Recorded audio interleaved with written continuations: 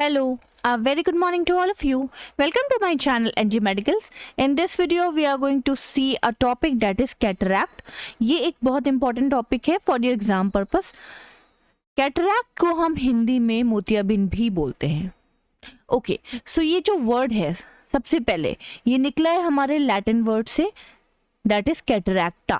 ठीक है, ए लगा दो, कैटरैक्टा. ये वर्ड हमारे लैटिन वर्ड से लिया गया है एंड इसका मीनिंग निकलता है वाटरफॉल, या आप इसे क्लाउडी भी बोल सकते हो.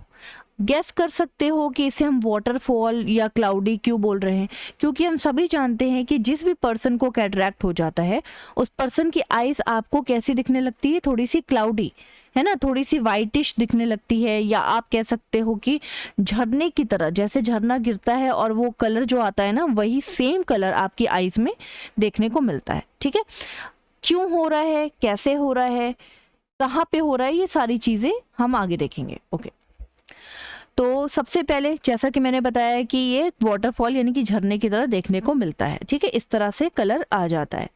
तो ये है क्या पार्ट, ये वाला जो पार्ट है जिसमें आपको ये क्लाउडीनेस दिख रही है, ये आपका है लेंस. आइस के अंदर होता है लेंस, ये रहा आपका लेंस. ठीक है, तो लेंस का काम क्या है, सबसे पहले जब लाइट जो है आपकी आइज में एंटर करती है इस तरह से, तो ये लेंस क्या करता है, उस उस लाइट रेस को क्या करता है, बेंड कर करके इस तरह से आपकी इनर लेयर में जाकर के पहुंचा देता है. कौन सी है आपकी इनर लेयर, ये रेटिना. ठीक है, सबसे अंदर वाली आइस की जो झिल्ली है, जो लेयर है, उसको हम इनर लेयर कहते हैं.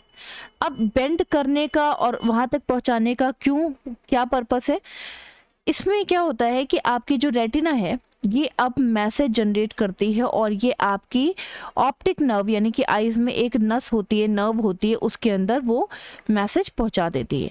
ऑप्टिक नर्व डायरेक्ट ये मैसेज आपके ब्रेन के अंदर पहुंचाती है और ब्रेन आपको बताता है कि किस तरह की या कौन सी इमेज आपने देखी है, या सामने जो चीज़ है वो क्या चीज़ है आपके. ठीक है, इस तरह से आइज का काम चलता है. क्या होगा अगर ये लेंस अपना काम करना बंद कर दे, क्या होगा इस तरह से लेंस के ऊपर किसी चीज़ का कह सकते हैं थिकनेस आ जाए या इस तरह से वाइट हो जाए, तो क्या ये अपना नॉर्मल काम कर पाएगा, क्या ये इस तरह से लाइट की रेस को बेंड करके आपके रेटिना तक पहुंचा पाएगा, क्या आपको साफ दिखाई देगा, नहीं.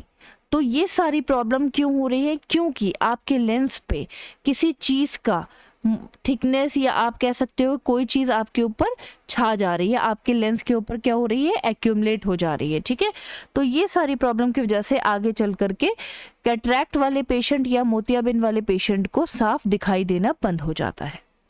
अब क्वेश्चन ये उठता है कि भाई ऐसा क्या हो रहा है जो आपके इस लेंस पे आ जा रहा है, या ऐसी कौन सी परत या लेयर आ जा रही है जिसकी वजह से कैटरैक्ट या मोतियाबिंद हो रही है. सबसे पहले इस लेंस की जो हम बात कर रहे थे, ये लेंस बनता किससे है, ये लेंस बहुत सारे प्रोटीन से मिलकर के और वाटर से मिलकर के बनता है. ठीक है, अब वाटर से मिलकर के बनता है, मान लो इसका वाटर मैं अगर निकाल दूं किसी भी रीज़न की वजह से, तो ये कैसा हो जाएगी, सिकुड़ जाएगा. भाई किसी चीज़ में पानी भरा हुआ है, आप कोई बलून ले लो, गुब्बारा ले लो, ठीक है, उसमें आप पानी भर दो. ठीक है, जब आप उस वाटर को निकाल दोगे तो वो छोटा हो जाएगा या सिकुड़ जाएगा. उसी तरह से अगर मैं इस लेंस से इसका पानी निकाल दूं, वाटर निकाल दूं, तो ये क्या हो जाएगा, श्रिंक हो जाएगा, जिसकी वजह से आपको साफ नहीं दिखाई देगा. एक तो ये रीज़न हो गया मोतियाबिंद होने का. दूसरा रीजन क्या हो गया, प्रोटीन एक दूसरे से जाकर के बहुत ज्यादा चिपक जाते हैं. नॉर्मली प्रोटीन कैसे सिचुएटेड है, ऐसे ऐसे ऐसे ऐसे ऐसे. ठीक है, इस तरह से आपकी लेंस के अंदर प्रोटीन सिचुएटेड है और इन प्रोटीन और वाटर से आपका लेंस मिलकर के बना हुआ है.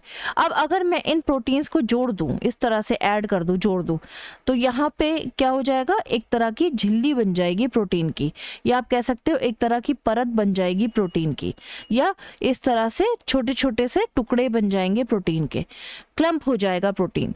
जब इस तरह से क्लम्प हो जाएगा तो लाइट रेज इसके अंदर आ करके नॉर्मली बेंड हो करके रेटिना तक नहीं पहुंच पाएंगी और आपको साफ दिखाई देना बंद हो जाएगा.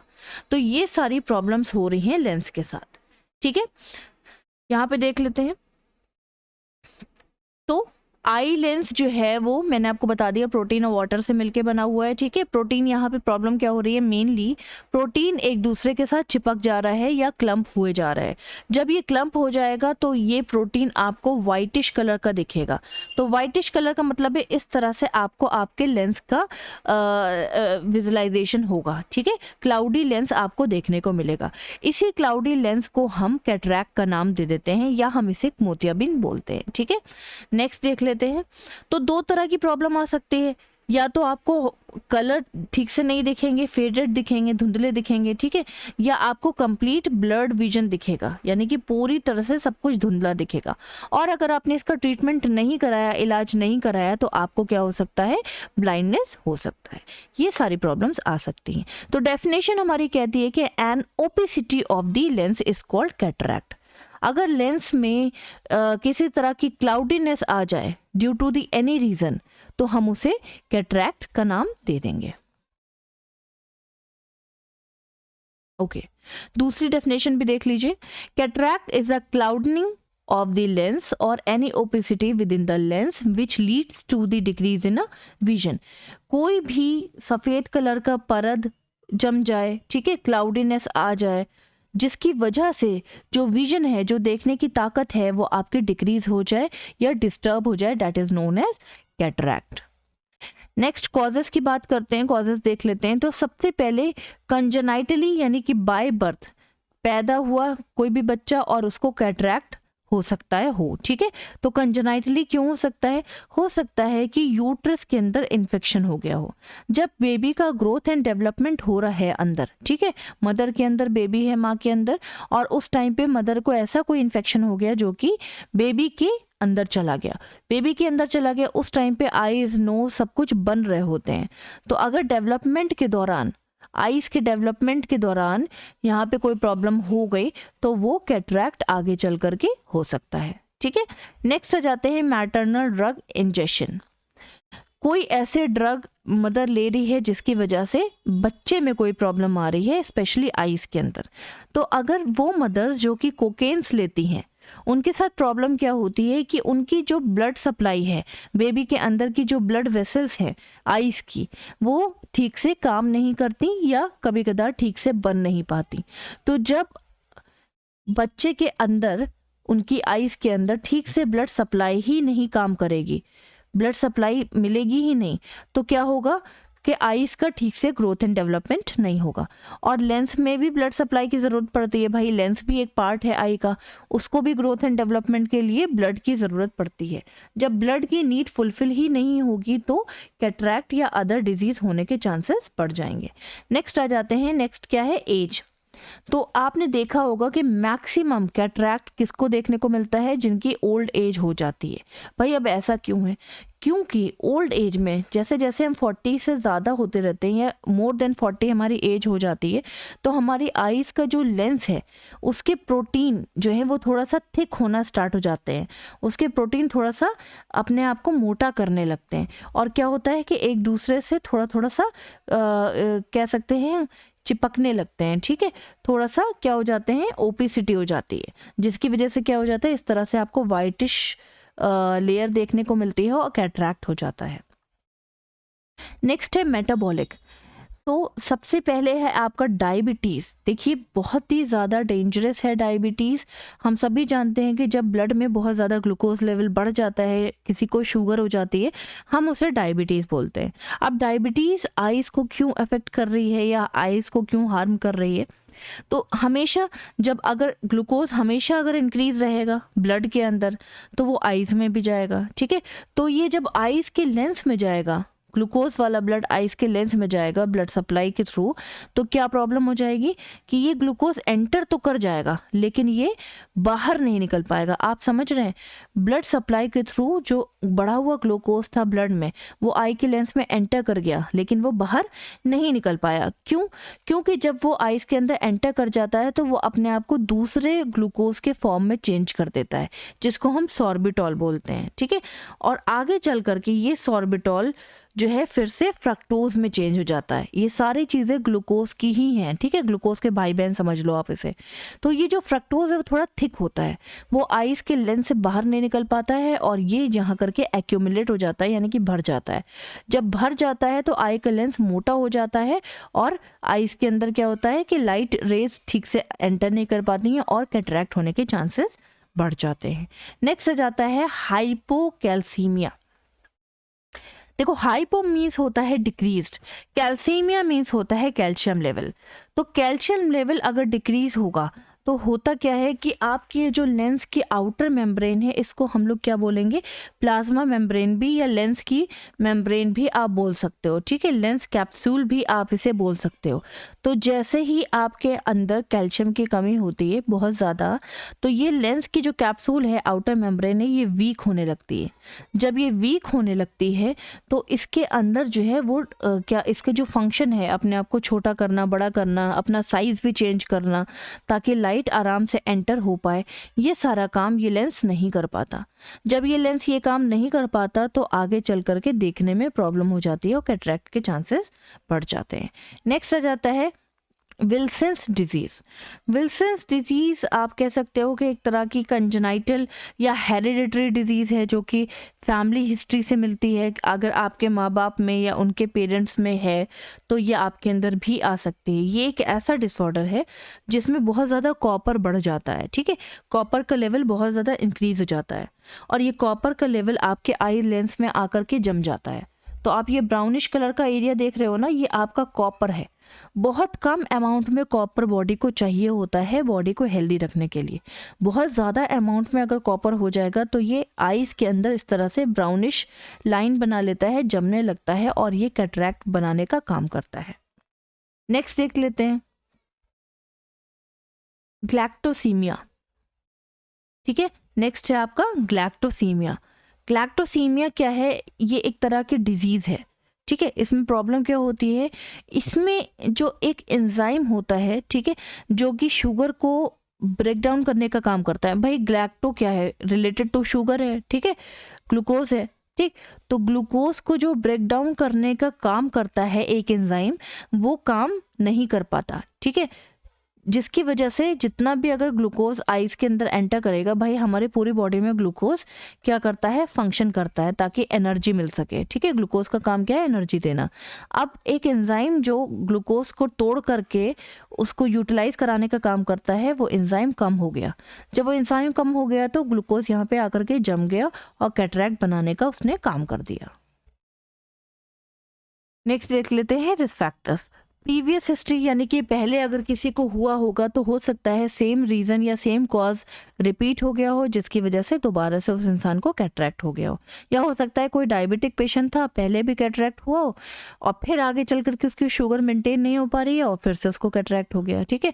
दूसरी चीज़, स्मोकिंग, अल्कोहल एंड टोबैको, इसको भूलिएगा मत। स्मोकिंग, अल्कोहल और टोबैको, ये तीनों की तीनों क्या करते हैं, इनके अंदर बहुत ही ज़्यादा टॉक्सिक सब्सटेंस होते हैं, टॉक्सिक आयंस होते हैं और ये टॉक्सिक आयंस उन सारी चीज़ों को हार्म करते हैं जो चीज़ सेंसिटिव होती हैं। तो हमारी पूरी बॉडी में हमारी आइज़ क्या है, मोस्ट सेंसिटिव पार्ट है। सबसे ज़्यादा सेंसिटिव पार्ट हमारी आइज़ हैं, ठीक है। तो सबसे पहले ये क्या कर रही हैं, आप अगर बहुत ज़्यादा अल्कोहल शराब पीते हैं या बहुत ज़्यादा स्मोक करके उसको अंदर लेते हैं नोज़ के थ्रू, माउथ के थ्रू, ठीक है, या टोबैको बहुत ज़्यादा खाते हैं, तो आइज़ में क्या होता है, टॉक्सिसिटी की वजह से आइज़ की डैमेज होने की चांसेस बढ़ जाते हैं, या आइज़ के जो प्रोटीन है उसके डैमेज होने के या प्रोटीन ब्रेकडाउन होने के चांसेस बढ़ जाते हैं। और ये प्रोटीन क्या करता है, एक दूसरे से क्लम्प हो जाता है, चिपक जाता है और इस तरह से सफ़ेद कलर का मोती बना देता है, ठीक है। नेक्स्ट आ जाते हैं एक्सेसिव सनलाइट एक्सपोजर। बहुत ज़्यादा सनलाइट में जो काम करते हैं या सन को बहुत ज़्यादा देखते हैं तो सेम प्रॉब्लम उसमें भी आती है। जो प्रोटीन होते हैं वो टूट करके एक दूसरे से चिपक जाते हैं और क्या हो जाता है, एक बड़ा प्रोटीन का टुकड़ा बन जाता है, जिसकी वजह से आपको वो वाइटिश कलर का दिखता है और हम उसे मोतियाबिंद बोलते हैं, ओके। नेक्स्ट है आपका हेरिडिटी, यानी कि पेरेंट्स से आया तो अगर आपके पेरेंट्स को है या आपकी फैमिली में पहले कैटरैक्ट की हिस्ट्री रही हो, लोगों को हुआ हो, आपके एंसेस्टर्स को, पूर्वजों को, तो आपको होने के चांसेस बढ़ जाते हैं। हाइपरटेंशन की वजह से क्यों कैटरैक्ट हो रहा है भाई? हाइपरटेंशन मतलब हाई बीपी। बहुत ज़्यादा लोगों को जिनको भी हाई बीपी रहता है, उसमें भी बहुत ज़्यादा हाई बीपी की वजह से आईज पे प्रेशर पड़ता है, लेंस पे प्रेशर पड़ता है, और लेंस की जो प्रोटीन है वो ब्रेक डाउन होने के चांसेस बढ़ते हैं। और सेम चीज़, प्रोटीन एक दूसरे से चिपक जाते हैं इस तरह से, और क्या होता है, एक वाइटिश कलर का आपको एरिया दिखने को मिलता है, जिसको हम कैटरैक्ट बोलते हैं। सो नेक्स्ट आते हैं पैथोफिजियोलॉजी में। तो ईटियोलॉजी की वजह से, यानी कि कॉजेस, किसी भी कॉज को ले लीजिए, मैंने यहाँ पे एज लिया है क्योंकि most of the time age की वजह से कैटरैक्ट देखने को मिलता है। ठीक है, जब हमारी एज हो जाती है तो हमारी लेंस जो है वो क्या होता है, वो थोड़ा सा मोटा होने लगता है। देखो, इसमें कोई लॉजिक नहीं है, एक्चुअली ऐसा होता है। हर एक चीज़, जैसे हर मसल हमारी लटकने लगती है, ठीक है, हैंग करने लगती है, थोड़ा सा मसल्स वीक हो जाती हैं, ठीक, स्किन कैसे हो जाती है, सिकुड़ जाती है, श्रिंक हो जाती है, जिसको हम रिंकल बोलते हैं। उसी तरह से लेंस जो होता है वो थोड़ा सा मोटा होने लगता है। जब ये थिक होने लगता है तो प्रॉब्लम क्या होती है कि जो इसके अंदर के प्रोटीन है वो एक दूसरे के पास आने लगते हैं, कलेक्टेड हो जाते हैं इस तरह से। ठीक है, तो जब पास आने लगते हैं तो एक दूसरे से क्या हो जाते हैं, चिपक जाते हैं। ठीक है, क्लम्प हो जाते हैं। रिजल्ट क्या निकला कि प्रोटीन क्लम्प हो गए, चिपक गए एक दूसरे से। जब ये चिपक गए तो ये एक सफ़ेद कलर का, कह सकते हैं, मोती की तरह बन जाते हैं। यानी कि बहुत ज़्यादा पास आ जाएंगे तो क्या हो जाएगा, ब्लॉकेज करने का काम करेंगे। तो आई की जो लाइट है, बाहर से जो लाइट आ रही है, वो आइज के अंदर ठीक से नहीं जा पाएगी, रेटिना तक नहीं जा पाएगी, और आपको धुंधला दिखाई देगा। नेक्स्ट आ जाते हैं क्लासिफिकेशन की। अगर बात करें तो ये दो तरह से क्लासिफाइड है। एक आपकी मेच्योरिटी के लेवल पे क्लासिफाइड है कि कितना मेच्योर है आपका कैटरैक्ट, यानी मोतियाबिंद कितना मेच्योर या बढ़ चुका है। और दूसरी क्लासिफिकेशन है आपके मॉर्फोलॉजिकल, यानी कि स्ट्रक्चर बेस्ड, आपके आइज के स्ट्रक्चर से रिलेटेड। ठीक है, तो पहला क्लासिफिकेशन हम देखते हैं जो कि डिग्री ऑफ मेच्योरिटी है। ठीक है, degree of maturity of cataract. Okay, सबसे पहले मेच्योर यानी कि कंप्लीट कैटरैक्ट आप इसे बोल सकते हो। ओके, तो यहाँ पे क्या हो रहा है, पूरी लेंस में क्या हो रहा है, ओपेसिटी हो रही है। पूरी लेंस में आपको सफ़ेद कलर का मोती देखने को मिल रहा है। ठीक है, पूरी लेंस में ओपेसिटी यहाँ पे हो रही है। जब पूरा लेंस वाइट कलर का आपको देखने को मिलेगा, पूरी आइज, तो इसका मतलब क्या है, मेच्योर कैटरैक्ट है। इमेच्योर कैटरैक्ट जस्ट अपोजिट है। जब हाफ आइज आपको वाइट कलर की देखने को मिलेगी, हाफ आपका लेंस वाइट कलर का हो जाएगा, छोटा कैटरैक्ट आपको देखने को मिलेगा, that is immature cataract. Hyper mature cataract, ये और ज़्यादा मतलब थोड़ा सा अलग तरह का है। इसमें क्या हो रहा है, इसमें आँख का जो पानी है, मतलब जो आपका लेंस का वाटर है, जैसा कि मैंने आपको बताया, लेंस वाटर और प्रोटीन दोनों से मिलके बना है।